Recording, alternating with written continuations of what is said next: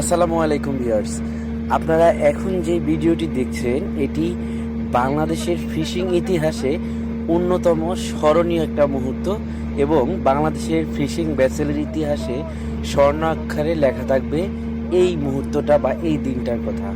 কেন বলছি জানেন? এই যে আপনারা যে ফিশিং ভেসেলটি দেখতেছেন এটি হচ্ছে অ্যাপিক ক্রিসেন্ট 4। তো এই জাহাজটি মাত্র 2 ঘন্টা জাল টেনে প্রায় 2 কোটি টাকার উপরে ক্যাটফিশ, সমুদ্রের যে ক্যাটফিশগুলো আপনারা চিনেন, আমরা কাটা মাছ বলি, মোস কাটা, সেই মাছগুলো পেয়েছে। কি অবাক করার কাণ্ড না? হ্যাঁ ভিউয়ার্স, এই জন্যই আমি বলছি যে বাংলাদেশের ফিশিংয়ের ইতিহাসে এটি একটি স্মরণীয় মুহূর্ত। তো ভিউয়ার্স, আপনারা দেখতে পাচ্ছেন প্রথম এক ব্যাগ মাছ উঠাচ্ছে তারা সমুদ্র থেকে, এবং ডেকে মাছগুলো কিভাবে জীবিত লাফালাফি করতেছে।